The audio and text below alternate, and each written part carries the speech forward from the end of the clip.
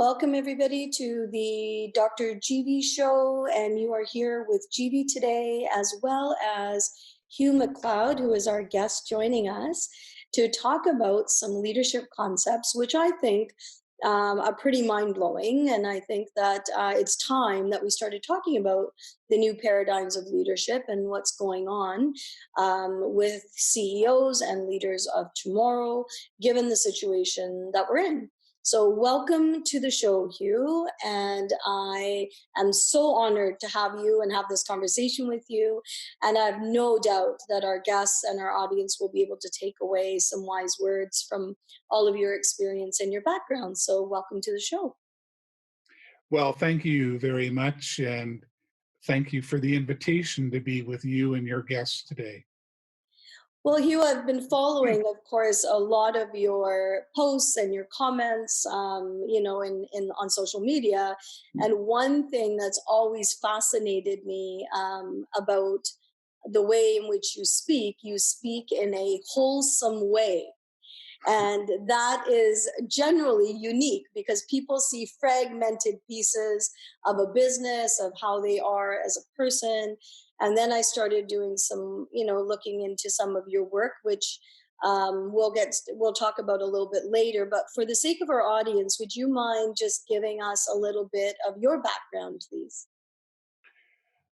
Well, I've had the privilege over my history to work in many organizational environments, from retail sales to the ownership of a small business to human resource management, insurance business, the utility business, health sector negotiations, labor negotiations, board governance, education, and for the last 35 years in healthcare, both at the operational level, but also at the policy level, and taking a detour into, if you will, the bowels of government and understanding how policy is created. So throughout that experience, I have worked in multiple spaces, is what I call it, in the organization.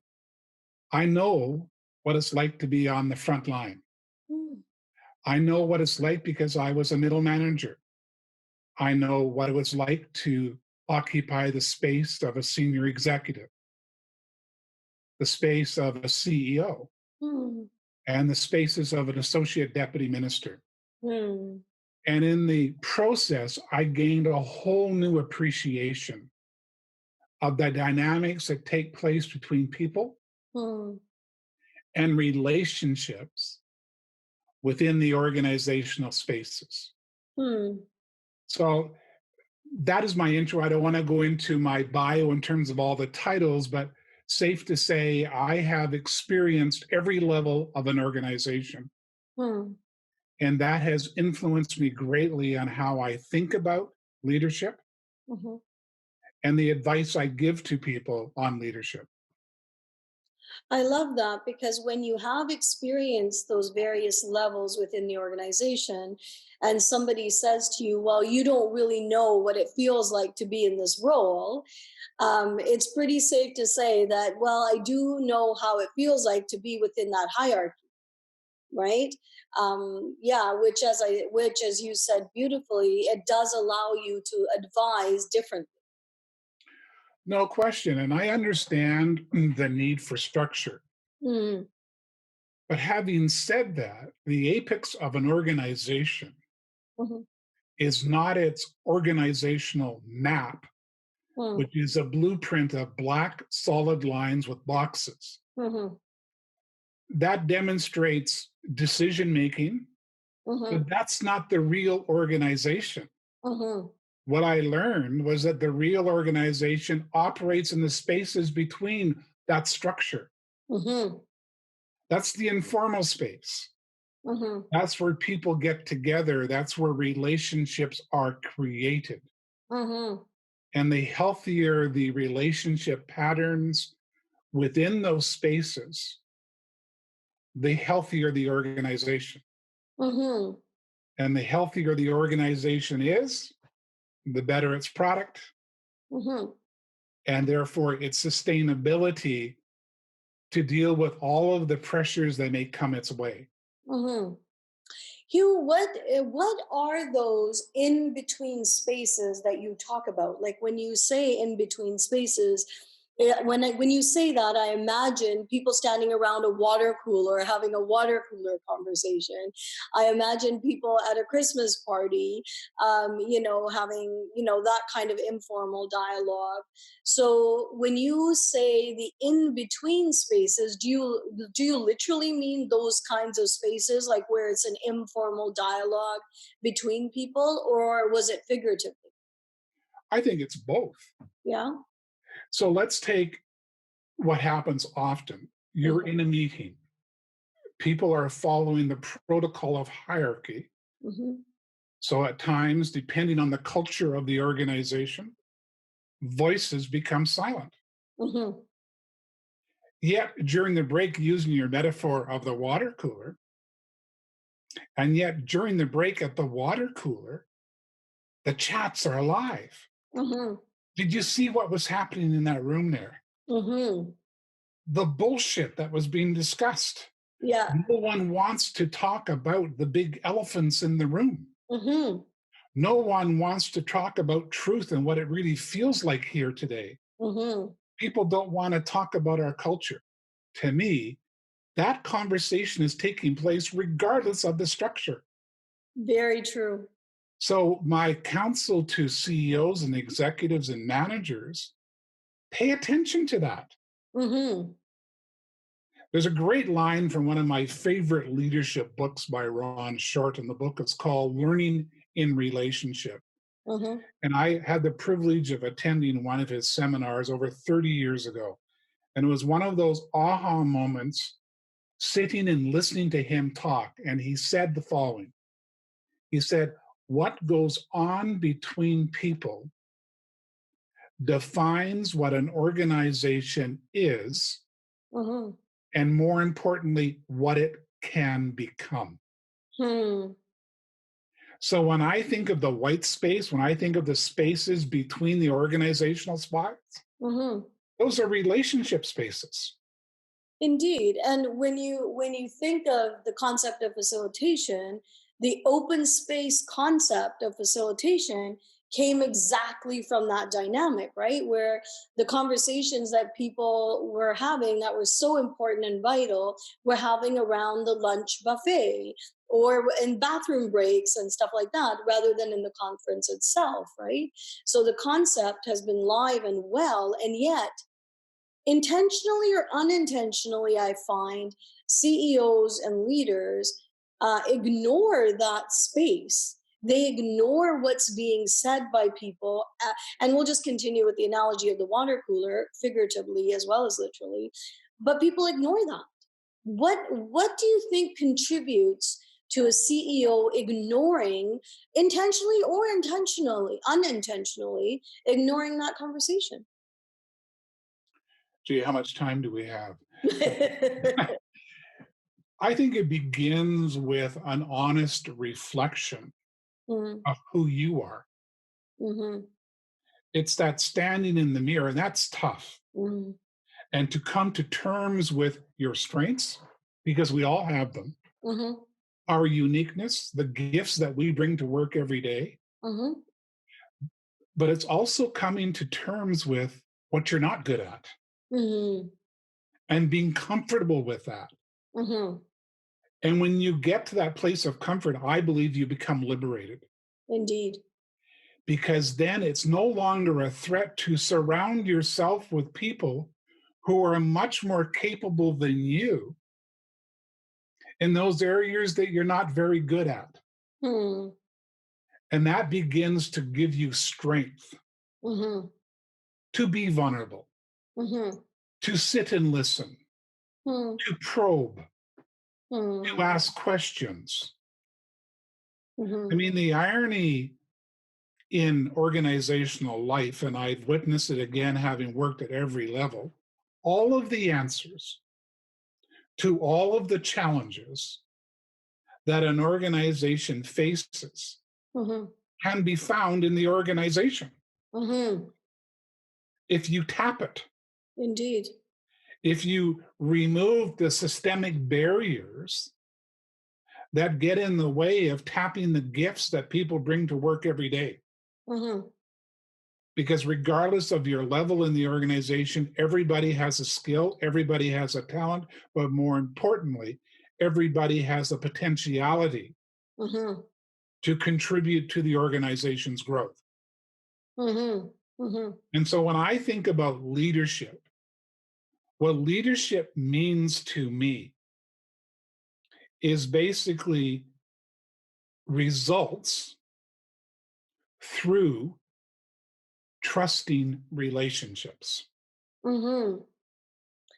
Yes, and you said it earlier around you must trust self first and Yep. must have the strength, to know this is what I excel at. Like I know, Hugh, that I thrive in the place of relationships, connection, inspiration, motivation, moving people forward. But with that also comes with I am not a process, structure, rules, and regulations person. Like that is not my execution, is not my gig, right? And so to be able to acknowledge and to be able to build a team in which I have a very strong execution, implementation person or persons is going to be really important for me to thrive in my leadership role. No question. I mean, when you become liberated and get to a place of comfort, that is no longer a threat to Mm-hmm, hire and surround yourself with people mm-hmm, who are more capable than you in the areas that you are weak. mm-hmm. It actually makes you a stronger leader Indeed. because then it becomes a collective whole. Yeah, Now, that's easier said than done. absolutely. Because think about, so go back to my intro about my life. So you're at the, if you will, you're at the bottom of the organization. So now you're in competition. You're in competition for every job. Mm-hmm. You've got your eyes set on that middle manager's position. And you know that there's four other people who has their eyes set on that job. Yeah.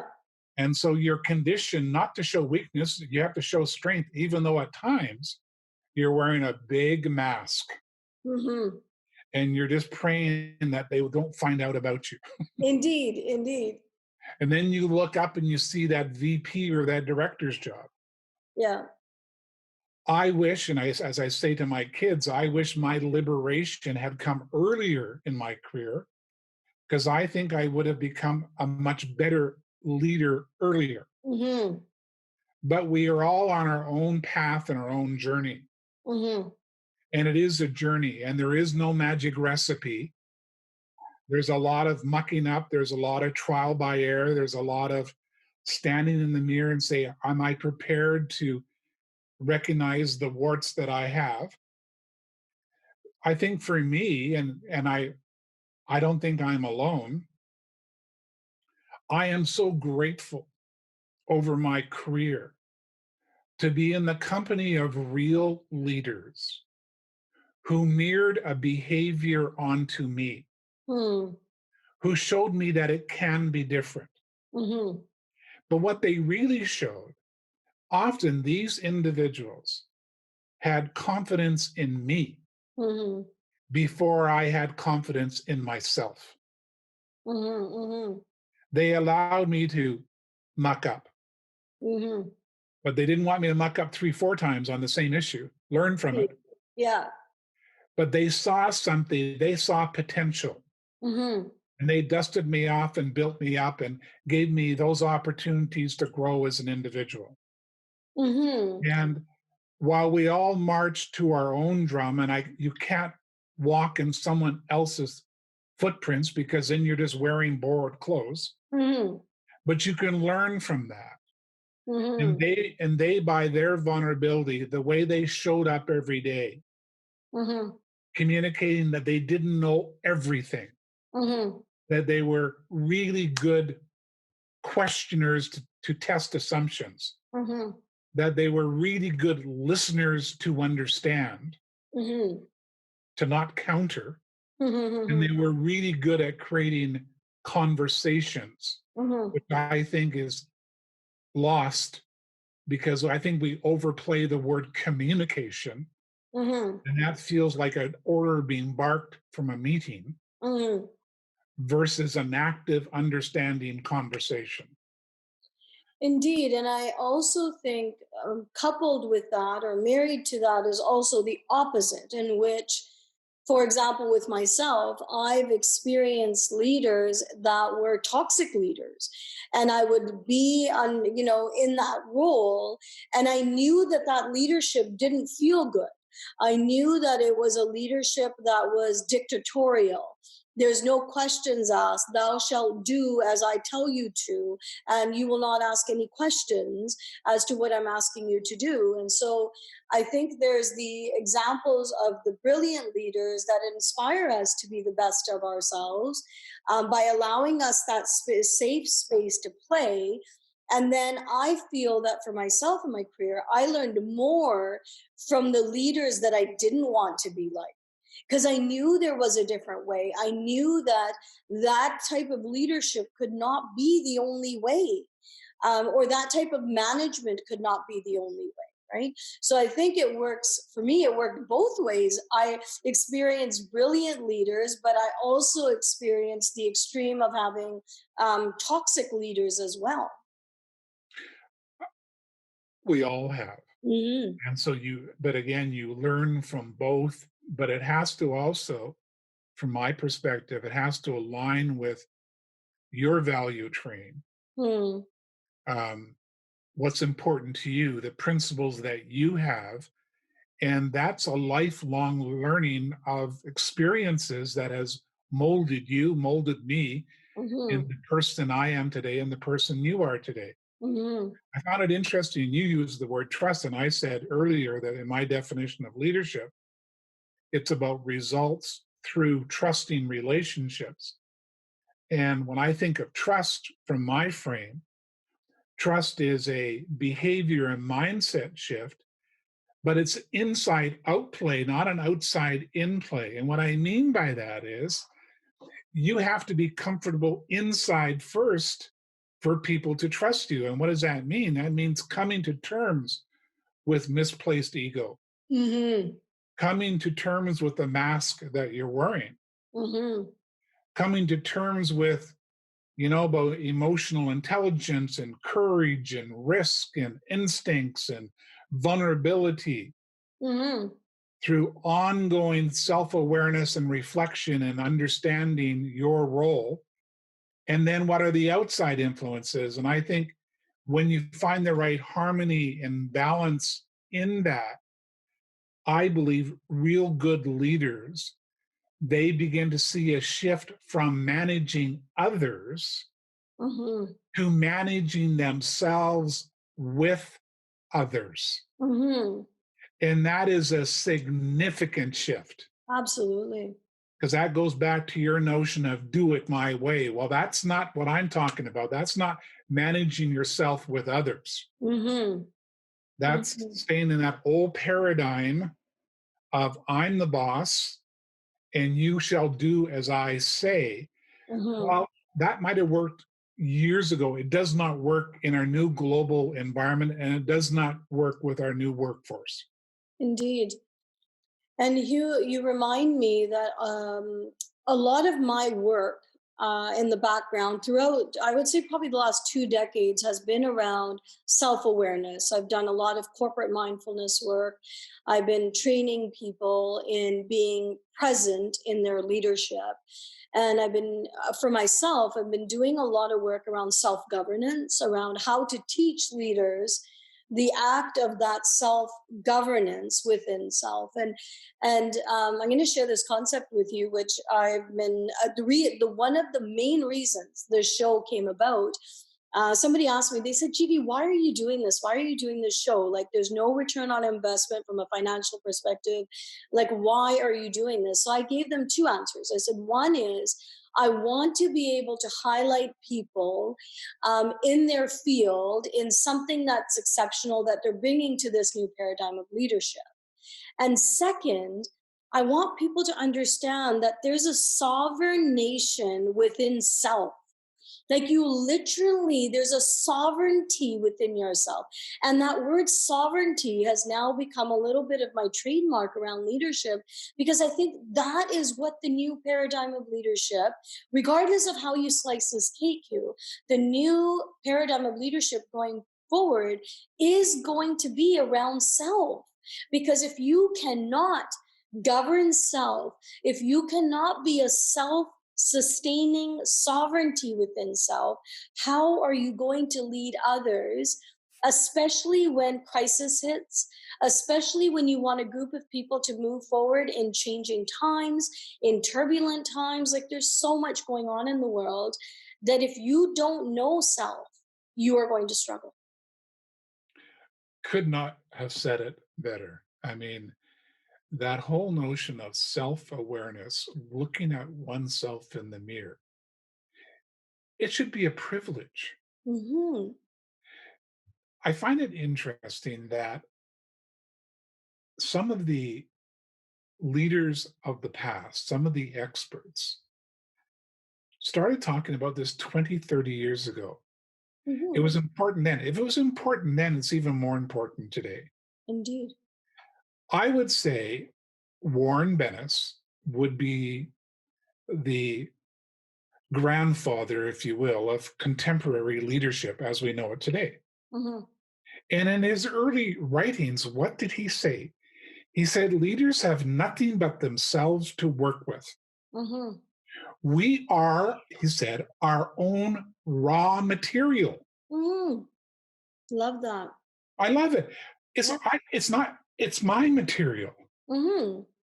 So I can't harvest that. I can't develop that unless I honestly look at my raw material Mm-hmm.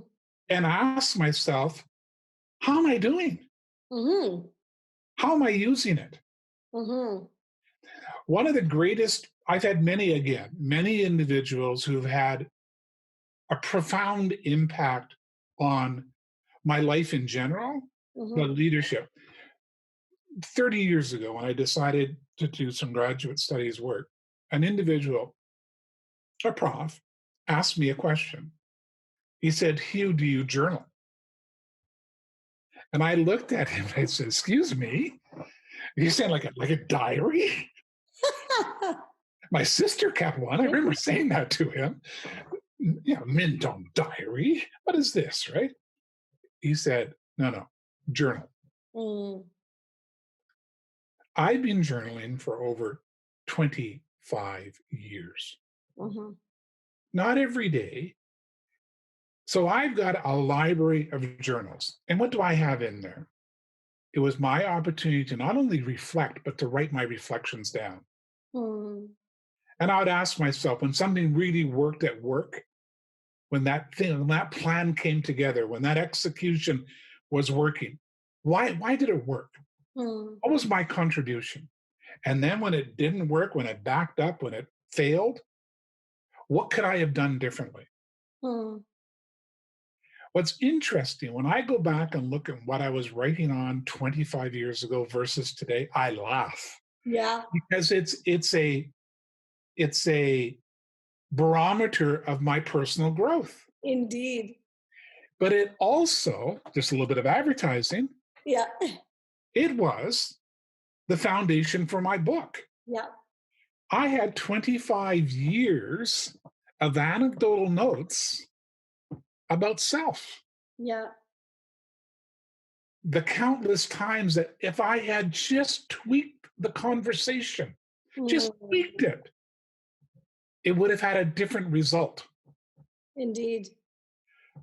Okay, Hugh, what are you going to do next time? Yeah. How are you going to retweak it the next time you find yourself not in the identical, Yeah. but in a similar situation? Mm-hmm. True enough. So, what are my lessons? I think there are three big lessons. Mm. Every leader is a work in progress. Mm-hmm. And so, going back to your point, and hopefully the point I'm trying to make to your audience, know your strengths, but more importantly, know your limitations. Mm. and commit to self-reflection Hmm. as part of your improvement play. Indeed, And indeed. it will bring you huge rewards. I want to come back to the book because I want to tell you a story about your book. So, as I was preparing for this interview, and I know you've done hundreds, if not thousands, of articles and journal articles and publications and stuff like that, and it was interesting. So I read the title of your book, and as I was reading it, I knew I was reading Humanizing Leadership. I knew what I was reading. My brain, Hugh, was converting it to human trafficking. So yeah, but this is very interesting because it's in line with your self-reflection. And this didn't happen on one occasion. It kept happening on multiple occasions to the point at which I thought, oh, GV, when you're going to screw up the interview, you're going to say the name of the book and you're going to say something incorrect. So here I am, I'm sitting on the couch and I thought, okay, GV, pay attention. You've now converted this name multiple times in your head. What is the association? And so I started thinking about this, Hugh, as a part of that self reflection. And I thought, just like your book humanizes leadership to be real, to be vulnerable, to look in the mirror of self, and to be able to go back through those shitty situations in leadership and think, I could have done things differently. This is how I would do things differently. And I started thinking about human trafficking on itself, and I thought the disassociation that occurs in human trafficking because something is happening as an external thing to you, and you literally must disassociate with self to have to go through something so tragic and so traumatic that there's a feeling of lost and confusion as to who you are as a person anymore because you've naturally, innately had to disassociate self. So I'm like, oh my gosh, there's the relationship. We have so freaking disassociated ourselves from self because we don't want to humanize leadership. We think that if I cry at work, if I do this at work, if I share my weakness at work, people are going to think that I'm not a good leader. To the point, Hugh, I remember, and I know you and I share this healthcare background, I would not wear pink to work because I worked in generally a male populated industry, of course, in the roles that I was in healthcare. And I would intentionally not wear pink, thinking, oh, I don't want this to come off as touchy feely. I don't want this to be all about feminine energy. I must meet the masculine energy to do this work. That was all freaking disassociation. So it really had a powerful, even though, like the book title itself, just within that self reflection, has had such a powerful impact on me to recognize that within the human trafficking, that level of disassociation and pseudo self that must occur in order for you to go through that type of a tragedy, that type of a trauma, in a much lesser degree, also shows up in leadership. Wow. Um, I'm I'm humbled by your comments. But what was running through my head as you were talking, um, I'm thinking we both reside in the province of British Columbia, Hmm. and we have witnessed leadership that is in contact with self, that shows vulnerability, compassion, and empathy almost every day with Dr. Bonnie Henry. Indeed. And what is the magic here? It's not science. Mm. This is an individual who shows up every day. And she is the same person Hmm. today as she was on the first day. Yeah.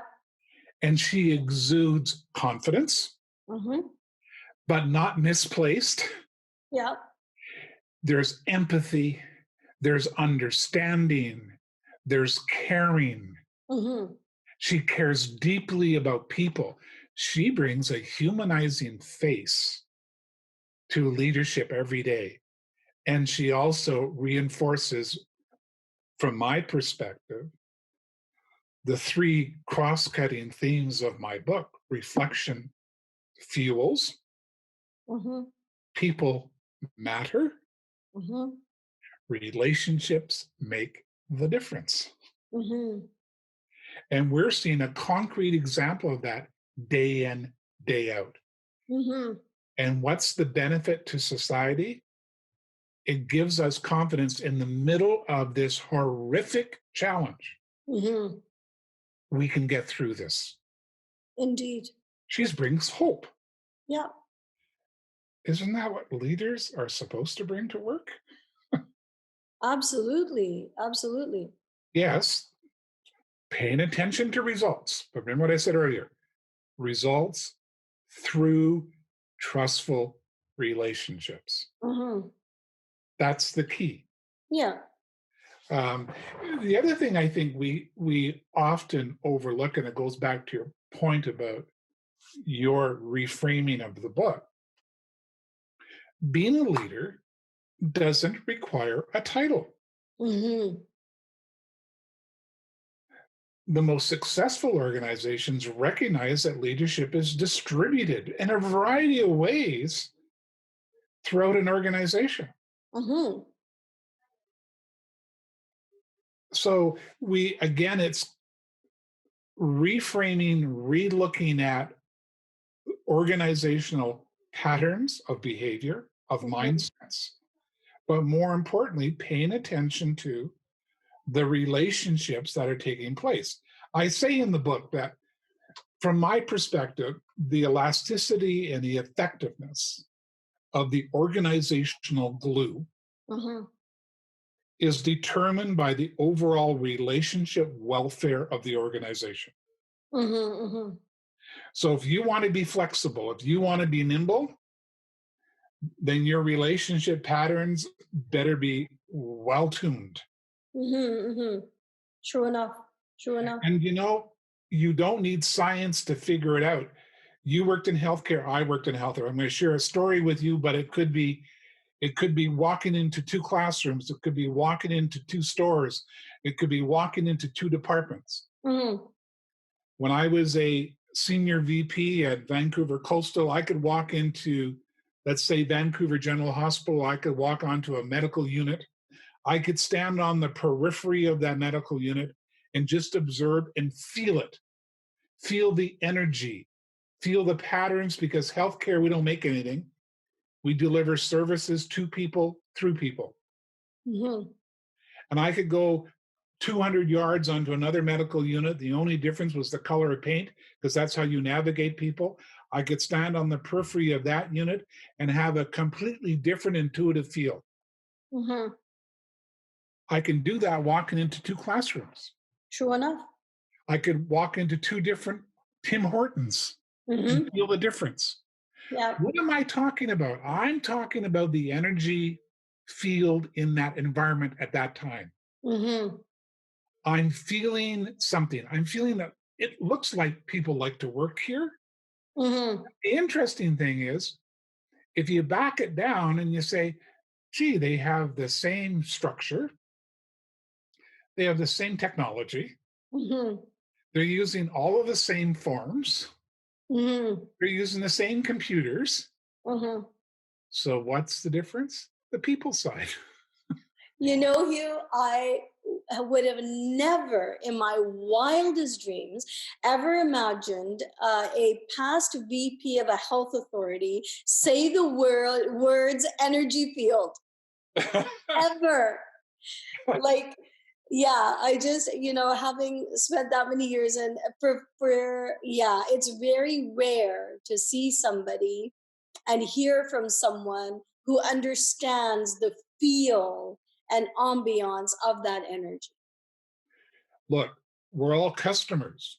How Yeah. many times have we walked into a store and we walk out saying, that feels like a good place? Yeah. Or a restaurant, forget the meal. Yeah. We do it all. What are we feeling? We're feeling the vibes, we're feeling the energy. Yeah. And who creates the energy? The people who work there. Yeah. From the person that greets you at the door, True enough. in a restaurant, to the person who brings you the water, Mm-hmm. right? Do they bring it with a smile? Are they engaging, or is it just, are they downtrodden? It's just another day. I can't wait to get out of here. Yeah, yeah. Hugh, I have a question that sits in my heart. Again, it came from reading a little snippet of something that you had said online. And you had said that you have, of course, hundreds of leadership books in your possession. And that brought a question to my heart as to hundreds and thousands of books written on leadership, and you go and write a book on leadership. So tell me a little bit about what was the gap that you were experiencing in all of the information out there on leadership that you authored that book. Okay, I'm going to respond, but I'm going to declare up front my response isn't about marketing my book. And, Yes, understood. and Understood. I have to say that honestly, because just to give you a little storyline, when I finished the book, I'm in a conversation with the publisher, and congratulations, blah blah blah, and you must be happy. And I said, yeah, I'm very happy. It was a 14-month journey. I learned a lot about myself. It was on my to-do list of things, my checklist of things I wanted to do. And I said to the publisher, to be quite honest with you, I don't really care if a single copy of the book sells. Now, you don't say that to a publisher, Mm-hmm. but I felt that way. I still feel that way today. I didn't do it Mm-hmm. to, I did it because I wanted to do something different. So to answer your question, yeah, I have a huge library. I've memorized all of the archetypes. Um, I've got my checklist of 10, my checklist of 6, my checklist of 3.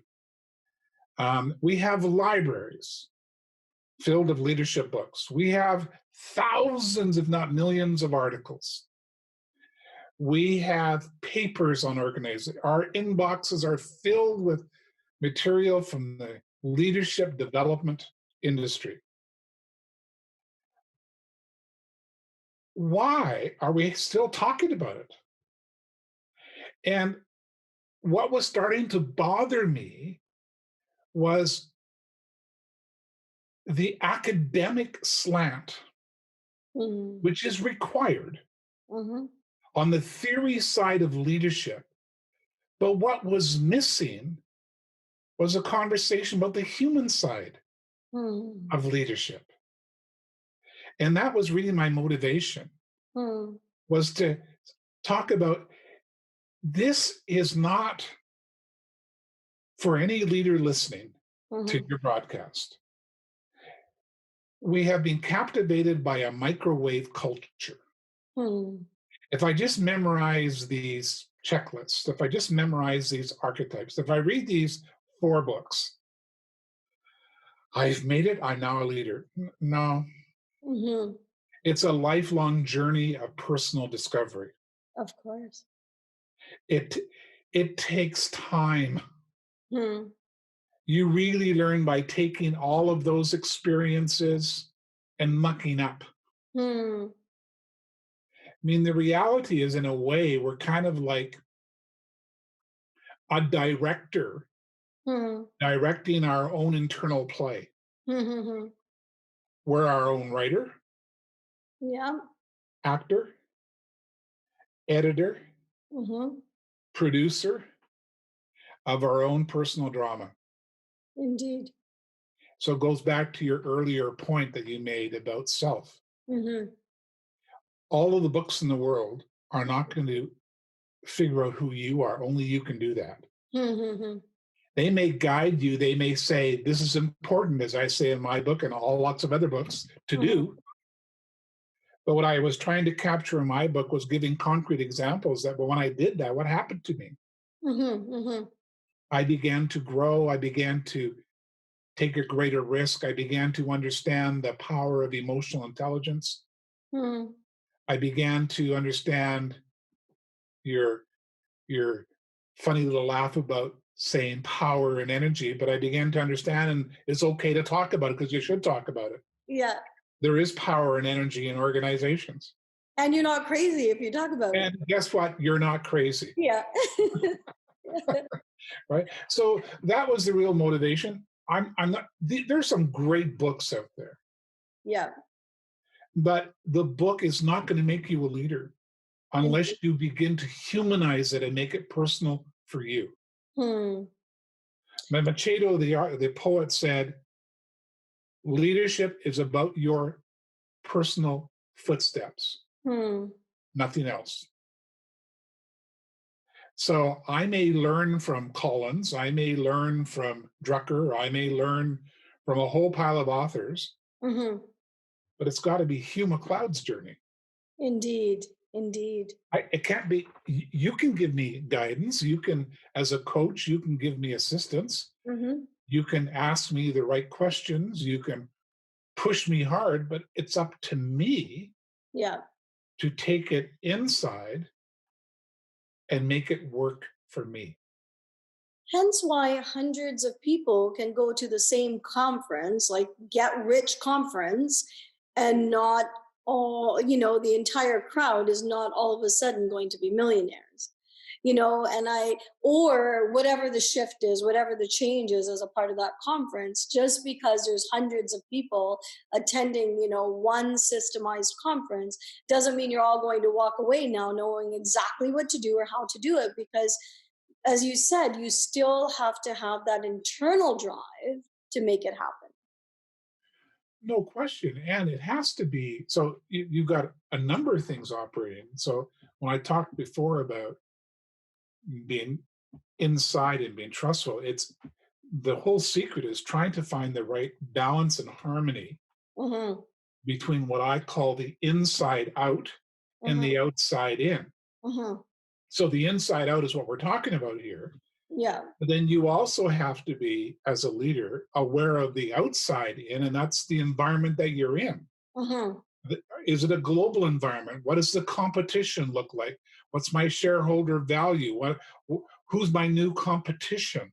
Hmm. And so those are all things that you have to pay attention to as a leader, Yeah. but it has to match up with the inside also. Hmm. It's like operating on this very complicated three-dimensional chessboard. Hmm. And you have to put all these pieces in motion at the same time.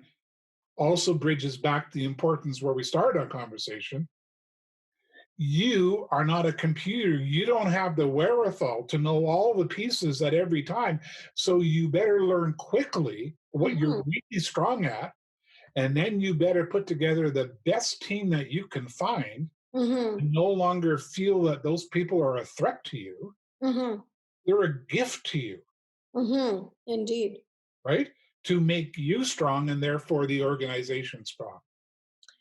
Hugh, let's go a little bit deeper into this inside out concept, because I think that, when I remember years ago, people would talk about this inside journey, go inside and go inward. And I used to imagine myself getting into a canoe and canoeing through my bloodstream. It's like,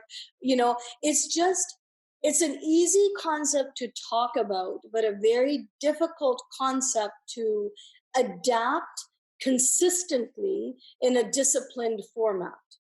So, could you just walk the audience through, when you talk about the inside outward, what are you talking about? So when I talk about inside out, I'm talking about really coming to terms with who you are Hmm. as a person. And so that means an honest look at, am I leading through influence or am I leading through power? Okay. Am I open to changing the status quo or do I want to keep the status quo? Am I fixated on preserving or fixated on creating? Hmm. Do I understand that I can't do this alone? Hmm. Do I understand that I need the participation of the organization to do this? Hmm. Am I willing? Am I willing to share? And how much am I willing to share of our vulnerability at this point in time? Hmm. You can't share it all too quickly because you could put the organization into a freeze. Mm-hmm. But if you hold it all back, you cripple the organization. Indeed. So it's not easy, Hmm. but it begins unless you are prepared to have that honest conversation with self. Mm-hmm. And one of the greatest, I guess, for me on my journey, and again, every individual will choose their own path, is taking, and it's a risk, but a calculated risk, finding those two or three people Hmm. who I had the utmost confidence in Uh-huh. that I could go have a coffee with them or early morning breakfast and just say, tell me I'm not crazy here, Mm-hmm. right? Yeah. And it's my kind of little inside group that gives me good counsel. Mm-hmm. But I demand of them honest counsel, Mm-hmm. Of not course. to make me feel good. Yeah. So being very clear what I'm asking of them, Mm-hmm. because I'm really asking them to help me Mm-hmm. Of course. become a better leader. I And learned I learned very quickly as a CEO in dealing with my first board. mm-hmm. There is a huge difference, and those CEOs who feel quite smug because they're controlling their board, Yeah. that's to me not a growth CEO. Mm-hmm. I found the stronger my board, the more diverse my board, Mm-hmm. the tougher the questions the board asked me, Of course. better I became as a CEO. Mm-hmm. Oh, by the way, the better my team became as a senior team because I didn't have answers to all the questions. So I was taking those questions back to my senior executive team. Mm-hmm. So the rhythm of inside out got even stronger by having a strong board, Mm-hmm. not a CEO control board, but a board who had the interests of the organization Mm-hmm. first and foremost in their mind. Of course. And that's what boards should be doing. Mm-hmm. The board's only employee is the CEO. Of course. And the board's purpose is to create the policy that will govern the organization. Mm-hmm. So when the board becomes a board that is inquiring through good questioning, I think I, as a CEO, became better. So three things. I think there was three things. One, making the decision, which is the first step, Mm-hmm. to go inside and come to terms with the skills that I have, the skills that I don't have, and how do I have to surround myself to protect the organization. Mm-hmm. Two, finding that small group of confidence that I can bounce ideas by and encourage them to push back at me. Mm-hmm. And then having a strong board to probe with the right questions made me a better CEO and made my team a better CEO, a better team. Oh, very well said. Thank you. Here's what I hear on this side. I hear acceptance of self. I hear surrendering into self. And I hear accountability coupled with action into self. So, right? Did I put words in your mouth? Much better than I said. Yes. But it's like those buckets is what I'm hearing, right? That you have to be accepting of who you are and who you're not. You have to then surrender into who you are and who you're not by building the teams that will then supplement who you are. But then, as you described the board, I started thinking about the word accountability, that somewhere along the line, whether it's external or internal, there has to be a level of accountability of self, but the accountability must be married to action of self. Very, very eloquently stated. And as you were talking, I mean, as you said earlier, and again, it's a demonstration of how, if you will, the science of leadership communicated in leadership books has influenced my life. Mm-hmm.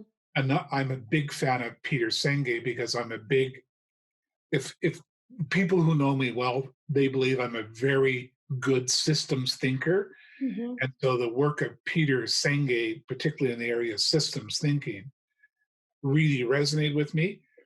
And Senge at a conference in 2006 was asked, I thought, a very penetrating question. He was asked, have the principles of leadership today changed? And his answer, given, now remember, this is 2006. Mm-hmm. And he said, no. He said, unfortunately, what has happened, the leadership capacities of environmental intelligence, building relationships across boundaries, and the openness of mind, heart, and spirit Mm-hmm. are now lost in an environment of quick fix. Indeed. And I think, in a way, that's what you're talking about. And I think that's the real power of self reflection Mm-hmm. is you move out of, as a CEO in an organization, you move out of the quick fix, which often gets us and organizations into great difficulty. Mm-hmm. There's a difference between a quick fix and moving fast. Mm-hmm. Quick fixes are usually trying to put a band-aid on something Yeah. without going into the deep root. Mm-hmm. Just to give you an example of that. So in my last gig before retirement, I was the CEO of the Canadian Patient Safety Institute. And when I think about, so I was looking at safety and quality from across Canada. Mm-hmm. And I was asked one day, was there a common characteristic of leadership in those, whether it be a hospital, a ward, a unit, Mm-hmm. that really had their game together on quality and patient safety improvement? And I thought it was a great question. Mm-hmm. And I thought about it and I thought about it, and I came to a conclusion that, to me, what was the defining characteristic of those organizations? They had the courage to talk about the big elephants that nobody wants to talk about. Mm-hmm. And in so doing, even those are tough conversations, Mm-hmm. they became the most adaptable organizations. Of course. Kind of makes sense, right? Yeah, totally. If I'm gonna go into and really put for the first time the big issues that nobody wants to talk about because they're personal and they're tough, Mm-hmm. then adaptability and agility, you're only dreaming. Okay, here. So I know I have to wrap up here in a minute, but I have to ask this question. So, when you think of the biggest elephant in the room when it comes to what leaders don't want to know or talk about, what is that? Like when you think, because I talk about a concept similar to the elephant, I talk about putting the moose on the table. And I literally have a stuffed moose that I take with me to my workshops or when I'm working with people. And when I have something to say, I'll put the moose on the table, the stuffed moose, and I'll just let it sit there for a while until everybody gets uncomfortable with it, right? But having the level of experience that you've had with leaders and CEOs and the work that you do, what is one thing that you see repetitively that you wish CEOs and leaders talked about, but they don't? Only one thing. Only one thing. People don't like, because I've said this in conferences and I've had leaders come up to me afterwards and they said that was just a cheap shot. Yeah. So, misplaced ego. Ah, love it. Yes. I'm not saying ego. I mean, I always phrase it misplaced ego. Hmm. There's nothing wrong with ego if it drives you on the right set of values and principles Yeah. to move the organization forward, to actually honor the vision, the mission, and the values of the organization. Nothing wrong with that. Yes. I see far too much misplaced ego. Yeah. It's in the driver's seat instead of the passenger seat. Yeah, I got it. Yeah. And often, and you know this, and over my career, Yeah.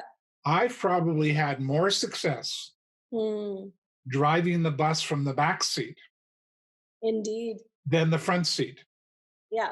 And a leader's job, you have to know, you have to charge the troop, give them a direction, but at times your influence doesn't have to be in the front of the parade. Yeah. So, If the trust, going back again, leadership is about results through trusting relationships. love that. If the trust is there and the relationships are there, you're a passenger, you're a driver, you're all of that stuff at the same time. Mm, You're mhm. changing seats, True enough. right? Yeah. Absolutely. And Absolutely. and never forget. And again, where we started our conversation, and I over the years I reflected on this a lot in my journaling. And never forget, even though you have now, and it is a privilege Hmm. to be a leader. It is a privilege to be a CEO. Hmm. So don't forget what it was like when you were not the CEO and you were in the bottom space. Yes. And don't forget what it was like to be in the middle management space Hmm. and in the senior executive space. Hmm. And don't forget the impact that you have as a leader in contributing to how healthy those spaces are. Hmm. And what's my key message to leaders? So I'm going to end with two things. The first message is leaders, people are always watching Hmm. what you do, what you say, Hmm. how you say it. Hmm. Leaders mirror a behavior on to others. Hmm. And in so doing, give permission to others Hmm. to act out. Hmm. So if you're a toxic leader and you mirror that onto your VPs and your directors, you have just given them permission Indeed. to play your game. Yeah. And so when we talked about toxic employees and toxic environments, sometimes we have to look up Hmm. and ask ourselves, what's the mirror coming down and what mirror and behavior are we showing? Indeed. I end all of my sessions, whether I'm teaching at school or giving a keynote or whatever, with Mark Twain is one of my favorite all time authors because of the simplicity of his messages, Hmm. but built into the simplicity, the profoundness. Hmm.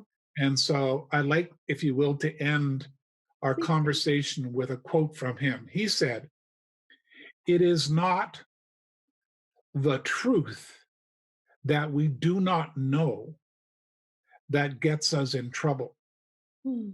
but the truths we know and don't practice."